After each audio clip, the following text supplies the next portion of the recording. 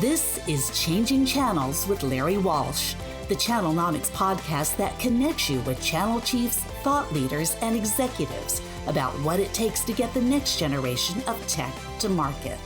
Here's your host, Larry Walsh, the CEO and Chief Analyst of Channelnomics.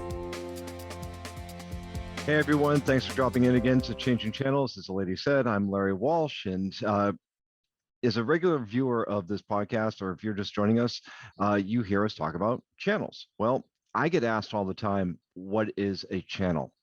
And over the last year, the pandemic, and I hate to say that there's a positive thing that came out of it, but one of the positive things that came out of it was it gave me the opportunity to talk about what a channel is.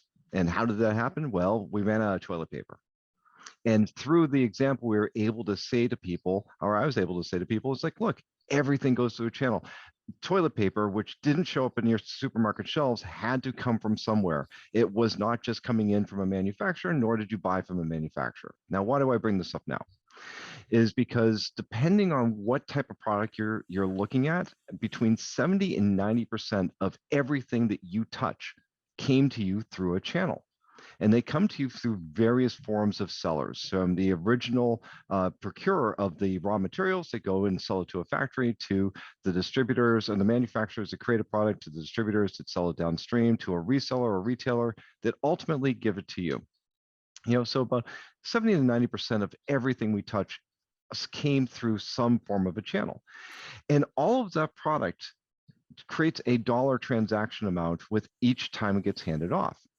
And that's, each handoff comes with a discount. Now, channel programs, we all know, have prescribed or set schedules of discounts for different types of partners.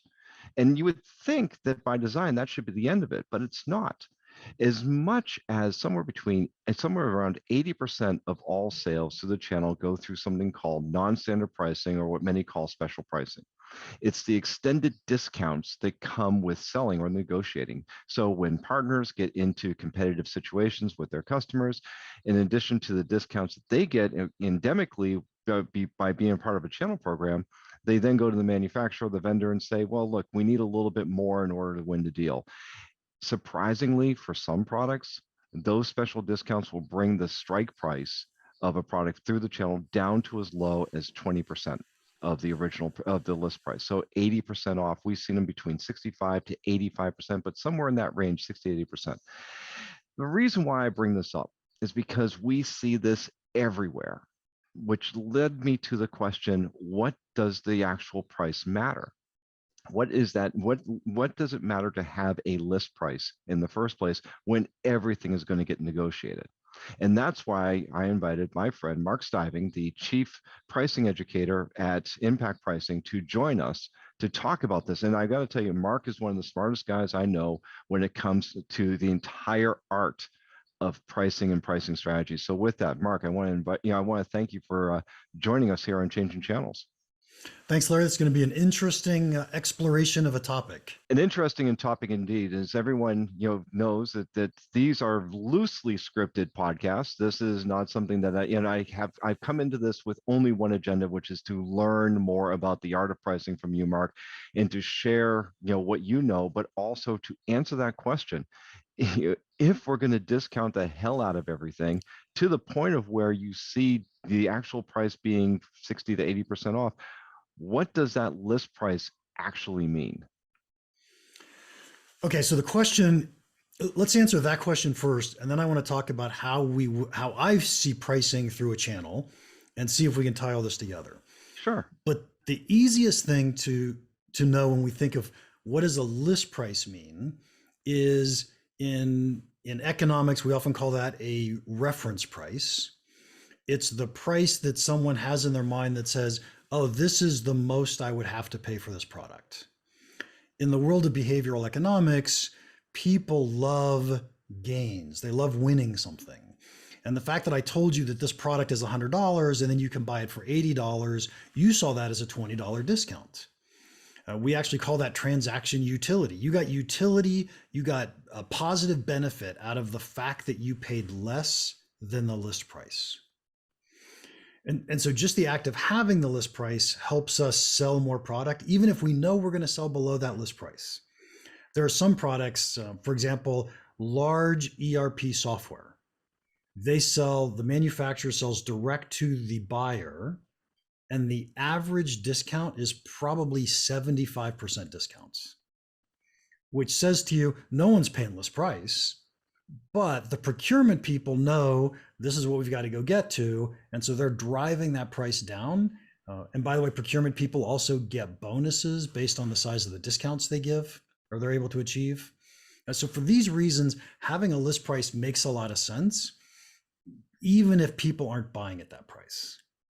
Yeah. So, and I understand that, because the way I like to describe it is that you have your list price, or what you describe as a reference price. You have the floor price, which is also the opposite end of that spectrum, which is the lowest you can sell it for. And then somewhere in the middle, you have your strike price, which is what you actually sell it for. And which is great. I mean, that gives us a good spectrum of defining what the pricing ranges should be. What I want to hear from you now, though, is since you brought up the economics of people wanting to win, which is actually also psychological, is that reference price more a reflection of the value, or just the starting point for starting a negotiation? Let's say the answer to that is yes. It is actually Okay. both of those things. If I'm setting a list price for my product, I am setting it, but by the way, when I think of a list price, I'm thinking of the end customer price. Mhm. I'm not thinking of the price that I'm going to sell to a distributor at Mhm. or to a channel member at. So when I set a list price, I'm out looking at what do I think my buyer is willing to pay? And then once I understand that, and their willingness to pay is a function of what is my competitor's price. It often makes a ton of sense to go say, what's my competitor's list price? Because I want my list price to be competitive relative. Maybe I want a more expensive price, maybe I want a less expensive price, but I want it to be relative to that competitor's list price. Now, if people are looking at my list price and their list price, they're seeing the prices the way I want them to see them, as me more expensive or me less expensive. And then after discounting behavior, I would assume or expect that their discounting behavior is going to be relatively consistent. My discounting behavior is going to be relatively consistent. And so we'll have a relative position in the market anyway, even after discounts. Well, that sounds a whole lot of like game theory going on that actually results in a zero-sum game for everyone. So why do we go through why do we go through the gamemanship of all of that if we know that we're just going to end up equalizing? I think we're back to the issue of reference prices. And I know that you'd rather buy my product if you're going to get a discount. So let's say, we'll just make up some numbers for a second. Let's say that we know that the end customer is going to buy it at $50. And so you decide you're going to list your product for $50, and that's what they know they're going to buy it for. I list my product at $100, but I give you a 50% discount. The act of doing that means the buyer sees my product as higher quality. They see that they get a win because they're getting a discount, so they get transaction utility from it. Even if our products are identical, my product will outsell your product dramatically. But we go through this process now of where we take that into consideration when the pricing is happening. And obviously when we're going through distribution or channels, or the one or two tier channel, we already prescribe discounting relative to the customer and relative to the partner, so that there is some level of incentive for the customer. There is definitely an incentive for the partner so that they can be able to make money in the transaction. But then we go into what I was describing as that special pricing, to where we go beyond that discounting, which brings the price down even further. Is that diluting it? Do we put ourselves at that point in a position of diluting the value, or educating the customer to the point of where they actually know that they're going to be able to drive their price down? Yes, I think what happens now, let's talk about pricing for a distributor for a second. And the way I think about pricing for a distributor is, the first thing I have to do is I have to set my end customer price. This is the price I think you should be selling it to the end customer. And then I say, how much of a discount do I have to give you to motivate you to sell my product, to motivate you to carry my product or push my product instead of my competitor's product? to maybe put extra effort behind my product. So I'm trying to figure out, how do I get you motivated? And so when I think of the price to the distributor, I actually think about what's the margin that I need to give them to excite them, to make them willing to work for me. So let's say that we come up with a margin number and we say it's 22 points of margin. Life is good. We set our prices to the distributor at 22 points off of what we think they're going to sell to the end customer. Now what happens is a distributor who hopefully has a huge database, they're coming to us and saying, oh, I've got this one really large customer. They need a bigger discount. Can you give me 40 points of margin? Because I'm actually going to sell to them at a big discount. And we say, yes, we can do that. And what happens from this point forward is that distributor now knows I'm willing to go to 40 points off of that list price. They're using that information every time they call me to say, oh, my customer needs a 40-point discount. Oh, my customer needs a 40-point discount. Until they decide to push it and say, what about 45 points? Maybe I need a 45-point discount. Right. The real problem we have selling through distribution is that our distributors are very, very knowledgeable about the manufacturer's pricing. They've seen historical pricing, and they have this ability to drive our price down over time. The problem that we as manufacturers have is that we don't have the guts to truly understand the value of our products and hold our prices. It's way too easy to say yes to a distributor who asks, and it's scary to say no. When you say they don't have the guts, where does that lack of, I describe that as a lack of discipline. And you're right, is that there is a test that comes with every time you go into pricing. And I'm sure that both distributors and resellers know when they go into that conversation with the vendor that they know which customers that they can push that button on, or they can push that line a little bit further than they would with others, that there's various deal sizes where they know they can get the manufacturer's attention versus smaller deals. But still, there is all this negotiation that's going on, and there's not a lot of discipline. Is that a lack of, when you say they don't have the guts, is that a lack of discipline, or is a lack of what we would once call salesmanship or sales skills, or is it something else that just says that they're just afraid of losing the opportunity and ultimately losing the revenue? Yeah, if we step away from distribution and just talk about any price discount for a second, a customer comes and asks us for a discount, we have to understand what are the decisions that buyer is making. If they don't buy from me, what are they going to buy from? How much is that going to cost? And if we truly have a great understanding of the value of our option versus the value of our competitors' options, we can relatively confidently say, no, I'm not willing to give you that huge discount. But that so rarely happens that salespeople want to give that discount because they're afraid of losing the deal. They don't want to lose the deal, and I get that completely. We don't want them to lose the deal. In the world of distribution, what we really need is we need to make sure we're getting the point of sale data. I need to know that if you ask me for a discount for Rockwell, that you actually shipped the product to Rockwell and that they paid you the price that you told me that you were going to charge them. And if we can start collecting and watching what our distributors are truly doing relative to what they've asked for, then at least we know they're not gaming us, they're not playing us. And we have them as partners as opposed to competitors in that zero-sum game you were talking about. Yeah. But getting that information is really difficult because they consider that to be their data, not yours. I mean, they bought the product from you. You are the one, they're now selling it on to their customer. There's a huge gap between in terms of what these different entities are willing to share in that go-to-market chain. And I hear this from the companies that we work with, is that they want to be able to see that. They want to have that transparency so that they're not saying, shaving off, a certain percentage of whatever their purchases and building a cheap inventory that they then sell later on at their own lower prices. Yes, I'm fortunate to have been involved in a couple industries where they actually do get point of sale data and they do give individual discounts for customers and they get to see how that whole thing flows through. The key to those is the manufacturer doesn't go out and try to steal the customer. Yeah. right? The manufacturer is saying, look, I'm just here to support you and see what's really happening and give you the prices that you need as long as we're truly winning those.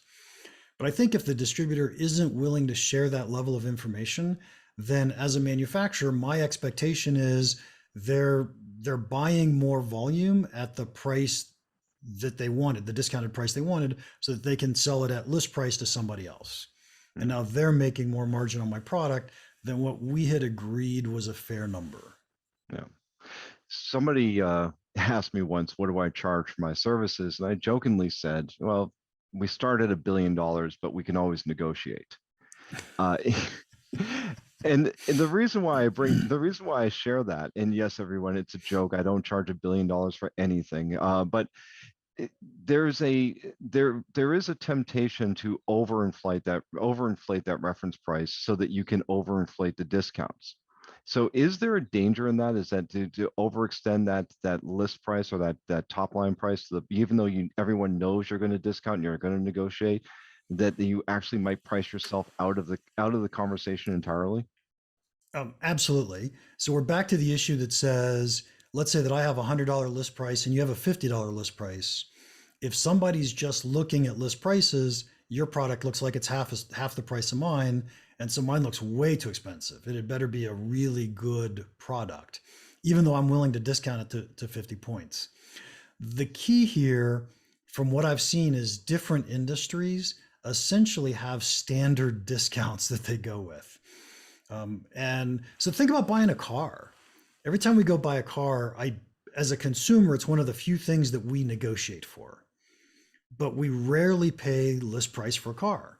We walk in the door and we start the negotiations, and if we're any good, we've actually looked at the invoice price and say, how close can I get to the invoice price, so we have some target for ourselves.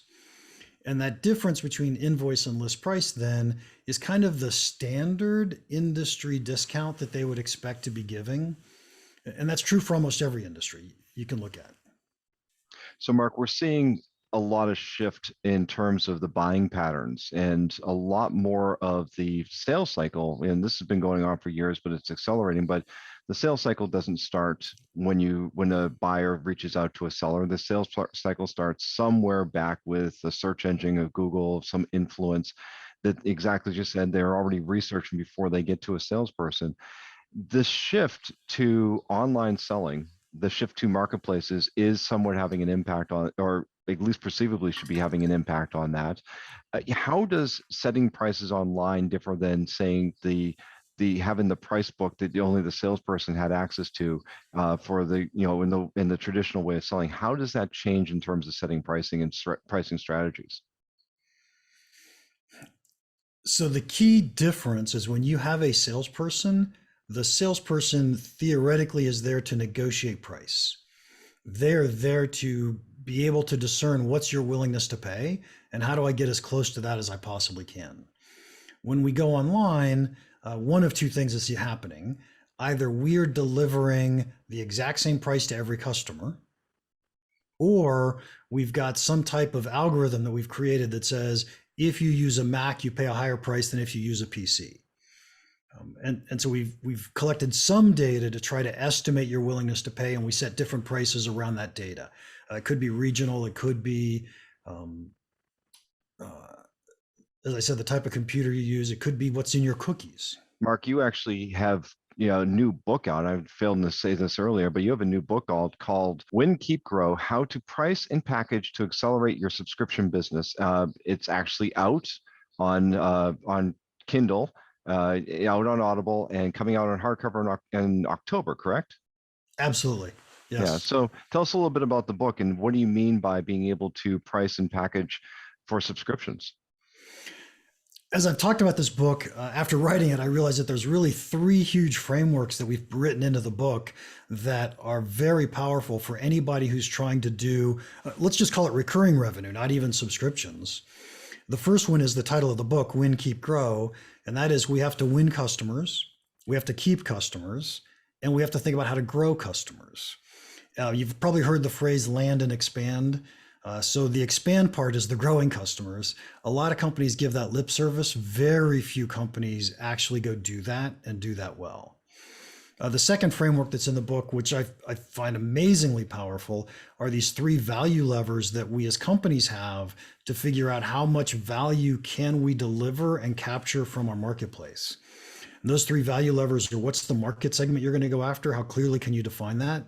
How do you package the features you've got into options or offers? And in most cases, we create good, better, best type packaging. And then the third one, which is really powerful, especially when you get to the SaaS world, and that's what's the pricing metric. And pricing metric is simply, what do we charge for? In the world of distribution or the world of physical goods, what we charge for is almost always the physical good. And so that's an easy one. But as soon as you move to software or data or something else, suddenly there's many, many different things we could charge for, like clicks or gigabytes or throughput or eyeballs. There's lots of things that we can charge on from that perspective. Yeah. The third framework, which I find really powerful, is I said we think about land and expand, but we don't really spend any time on expand. Well, how do you do the expand part? How do you grow a customer? And there's really 4 ways that you can grow a customer. And when you step back and think about it, then you're like, oh, I got it. I got to go do these. You could raise prices because they're buying from us over and over again. You could get them to upgrade. So if you've built good, better, best, they could move from good to better, better to best. You could cross sell. So you could sell them something else in your portfolio. And usage is the fourth one. And usage comes about if you've chosen the right pricing metric, then as people use more of your product, they get more value from your product, they end up paying you more money, which is exactly what we want. And possibly the best example of usage and a value metric that I could think of is a credit card fee for a retailer, right? I want to pay $1 million in credit card fees because that meant I made $50 million in revenue, and I'm totally okay with that. Right. So, one of the things that does come up, though, when we start talking about subscriptions, particularly for cloud services or managed services, they come with renewals. Those renewal events create that opportunity for that expand of the land and expand equation you're describing. But it's also an opportunity to rethink the pricing because those early discounts no longer seem applicable, or at least so it seems. We hear this a lot from the technology companies, is that, okay, well, that renewal should be automatic. It doesn't, because the customer's already engaged, we've already won the business. Now it's time to roll back some of that discounting, or if not all of that discounting. And what we hear from the sellers is that that's perceived as a price increase. So how is, there's two ends to this question. I'm going to start with this one. Is that an effective strategy to say that, there is no need for that discounting at that point, that we can start to inch back towards that reference price you talked about? Absolutely, yes. And it doesn't matter to me if you want to call it a reduction in discount or if you just want to call it a price increase. Either way is totally fine. And here's why that works so well. When somebody first buys your subscription, they're using something we'll call perceived value. They're using their belief or perception of how much value your product can deliver to them. Once they've adopted your product, they built it into their workflow, they now know the value. They've got real value associated with it. And so they have a higher willingness to pay because they understand the value they're getting. The second piece of that is switching costs are probably huge, and it's really hard for companies to switch away from you once they've gotten into your platform using your product.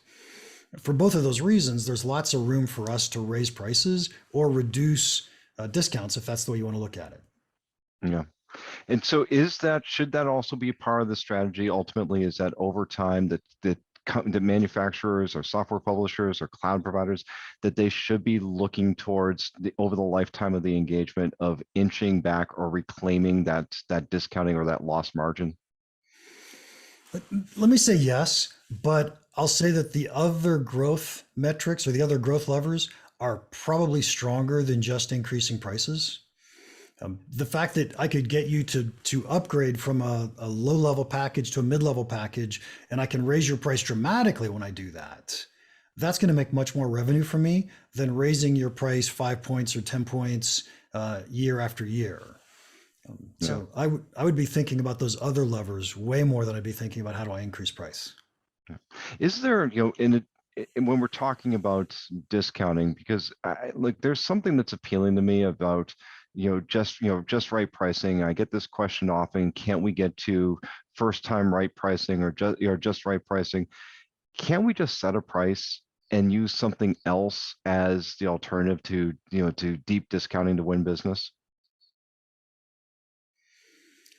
I don't know what that means. That's the hard part, right? I don't know what a just right price means. You brought up zero sum game, and price is the one thing that is truly zero sum between two in a transaction. Because both of us would love, let's say that you're my customer, you would love it if I could deliver more value to you, and I would love it if I could deliver more value to you because you would value my product more and you'd probably be willing to pay more.